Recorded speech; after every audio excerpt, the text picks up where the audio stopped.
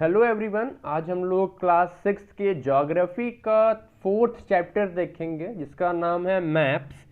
Map क्या होता है ये जानते हैं सबसे पहले। तो मैप क्या होता है? आपका किसी भी अर्थ सरफेस का एक ड्राइंग रिप्रेजेंटेशन, एक diagrammatic representation of an earth surface और a part of it is called a map. आप अर्थ सरफेस का एक छोटा सा एरिया या पूरे ही अर्थ सरफेस को आप अगर एक फ्लैट सरफेस पे शो कर देते हो उसे आप मैप कहते हो। आपने ग्लोब देखा होगा, तो जब आपको मैंने ग्लोब बताया तो ग्लोब स्फेरिकल शेप का होता है, लेकिन आपका जो मैप होता है वो फ्लैट शेप का होता है। तो आप ग्लोब पे तो बहुत सारी चीज़ों को दिखा सकते हो, लेकिन मैप पे लॉन्गिट्यूडनल लाइंस को ये दिखाना पॉसिबल नहीं होता, क्योंकि वो सारे ही लाइंस एक जगह नॉर्थ पोल या साउथ पोल पे आके मिलते हैं, जो कि आपको मैप में दिखा पाना बहुत ही मुश्किल होगा।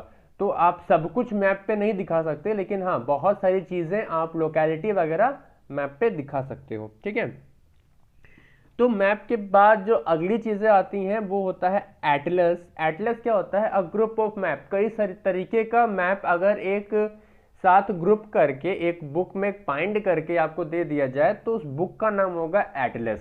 ठीक, एटलस क्या होता है? जब आपके पास कई सारे मैप्स एक साथ होते हैं, कई तरीके के होते हैं मैप। इंडिया का मैप है, इंडिया का फिजिकल मैप है, इंडिया का पॉलिटिकल मैप है, इंडिया का थीमेटिक मैप है। तो कई सारे मैप्स, अगर वर्ल्ड मैप है, ठीक है, कई सारे मैप्स को अगर आप एक साथ कंबाइंड करके एक बुक में डाल देते हो तो उस बुक को आप क्या कहते हो? एटलस। और जो एटलस होता है वो हमें पूरे ही ग्लोब का लगभग, जैसे क्या होता है, जैसे मान लो आपको किसी एक पर्टिकुलर प्लेस के बारे में बताना है, सिर्फ इंडिया के बारे में बताना है, या सिर्फ एशिया के बारे में बताना है, सिर्फ एक अलग कॉन्टिनेंट के बारे में बताना है, सिर्फ आइलैंड्स के बारे में बताना है, तो इसके हिसाब से अलग अलग मैप्स आप ड्रॉ करोगे और उन्हीं अलग अलग मैप को आप कंबाइन कर देते हो तो उसे आप एटलस कहते हो। ठीक है, और जो एटलस होता है उसमें कई तरह के मैप्स होते हैं, और तो जितने तरह के मैप्स होते हैं आपका मोस्टली 3 तरह का मैप होता है। पहला होता है फिजिकल मैप, दूसरा होता है पॉलिटिकल मैप, तीसरा होता है थीमेटिक मैप।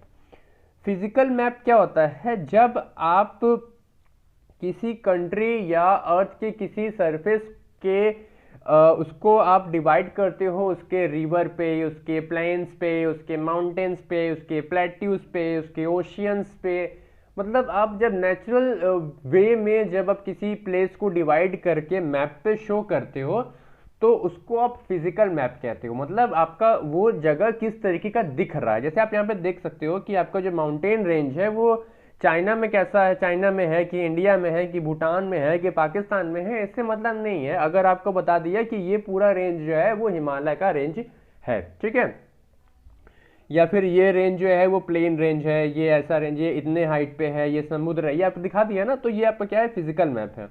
ठीक, यहाँ पे कोई पॉलिटिकल बाउंड्रीज नहीं होती है कि ये पॉलिटिकल बाउंड्रीज है, ये इंडिया का ही है, ये चाइना का ही है, ये या फिर इंडिया में ही कई सारे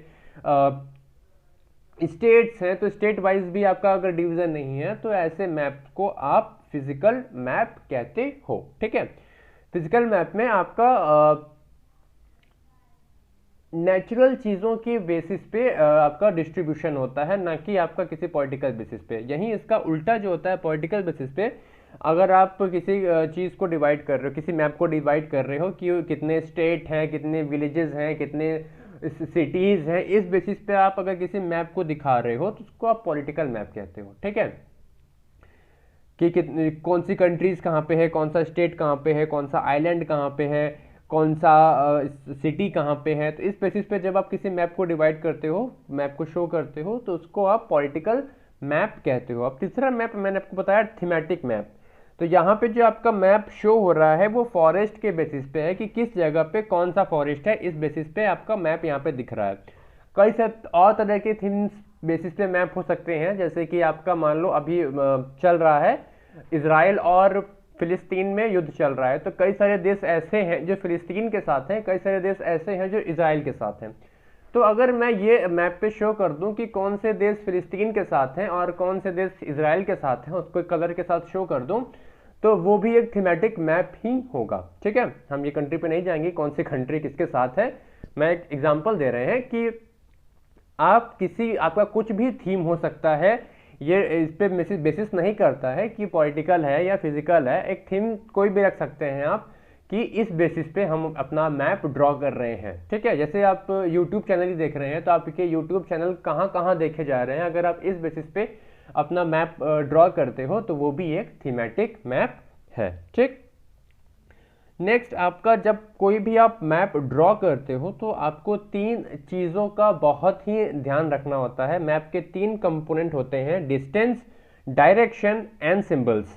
डिस्टेंस, डायरेक्शन एंड सिंबल। सबसे पहले आते हैं डिस्टेंस क्या होता है। डिस्टेंस क्या होता है, जब आप, अच्छा, इतना बड़ा आपका अर्थ सरफेस है, आप उसको एक छोटे से A4 शीट पे तो शो नहीं कर सकते। A4 क्या, आप उसका अगर डबल ट्रिपल चॉपल भी कर दो, 4x इंटू A4 कर दो, तब भी आप उसको पूरे अर्थ को आप शो नहीं कर सकते। लेकिन आप उसको शो कर रहे हो, A4 पे कर रहे हो, उनके उससे भी छोटे पे कर रहे हो। ठीक है, तो आप उतने छोटे पे शो कर रहे हो, इसका मतलब ये है कि आप ये शो करोगे कि आपकी जो डिस्टेंस है, आपने जो डिस्टेंस बनाई है वो कितनी है। तो जब डिस्टेंस आप जब शो करते हो किसी मैप में तो उसको आप स्केल कहते हो। स्केल क्या होता है, जब आप एक्चुअल डिस्टेंस के अकॉर्डिंग अपने मैप का डिस्टेंस रखते हो तो उसको आप स्केल कहते हो। जैसे मान लीजिए अगर 1 सेंटीमीटर, यहाँ पे देखिए लिखा हुआ 1 inch is equals to 24,000 inch, यानी कि 200 फीट।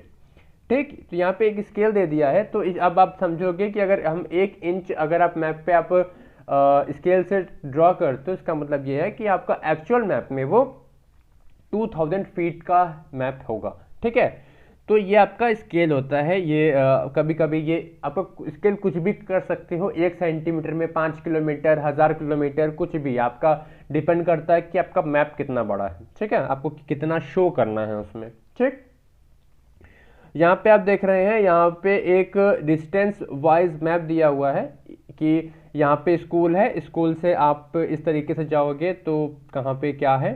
ठीक है, ये भी एक तरीका मैप है।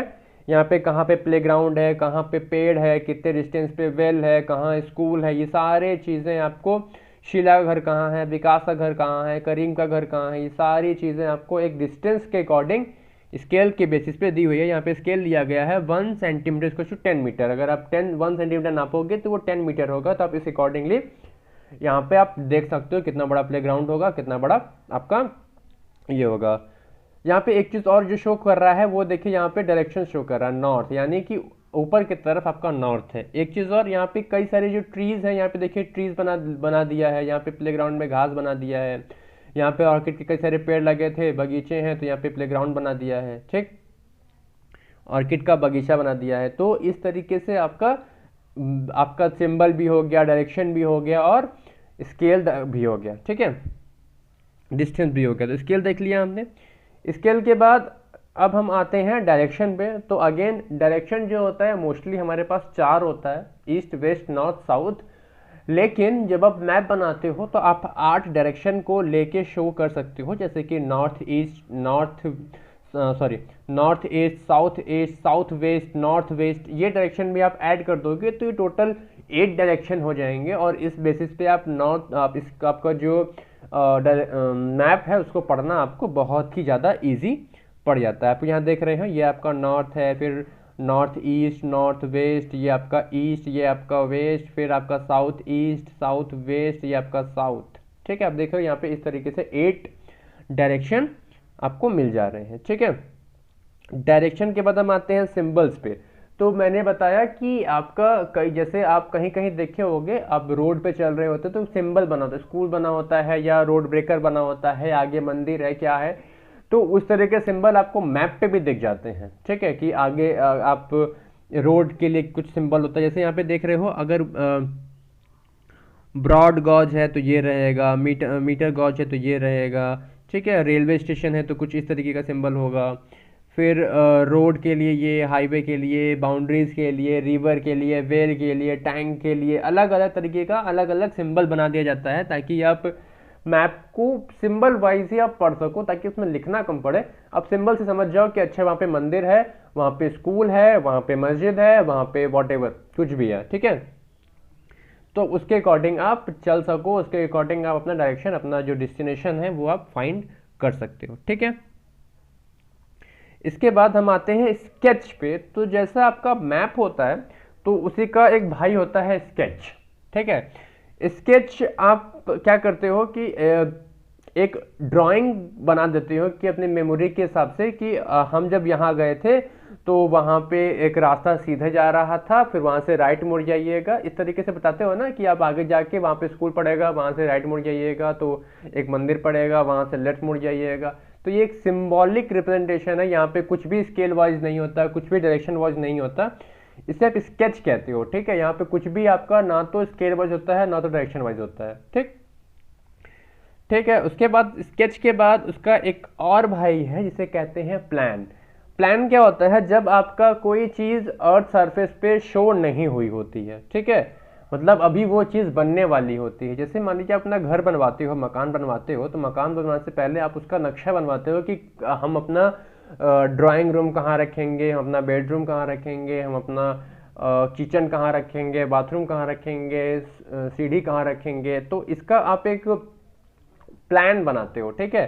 तो इसको आप प्लान कहते हो, ये भी एक तरह का मैप ही है, ठीक। तो आपने 3 तरह का मैप देखा, एक मैप जो फिजिकल रिप्रेजेंटेशन है जैसा था, स्केल वाइज डायरेक्शन वाइज सब कुछ परफेक्ट होता है। देन आपका जो स्केच होता है उसमें ना तो स्केल होता है ना तो डायरेक्शन होता है, वो आपका एक मेमोरी होता है कि आपने पास्ट में जब गए थे तो वहाँ से इस तरीके से कुछ जा रहा था, तो आपने एक मेमोरी बता दिया कि ये इस तरीके से था, ठीक। कि स्कूल के बाद लेफ्ट ले लेना, तब जब तक स्कूल नहीं आएगा तब तक आप मूव करते रहोगे, ठीक है। देन प्लान, अभी जो चीज़ हुआ नहीं है फ्यूचर में आने वाला है उसको आप प्लान कहते हो, ठीक। ये हो जाता है आपका प्लान। उम्मीद करते हैं कि आपको ये मैप चैप्टर समझ में आया होगा अच्छे से। अगर समझ में आया होगा तो लाइक कीजिएगा, अपने दोस्तों के साथ शेयर कीजिएगा, चैनल को ज़रूर सब्सक्राइब कीजिएगा। जय हिंद।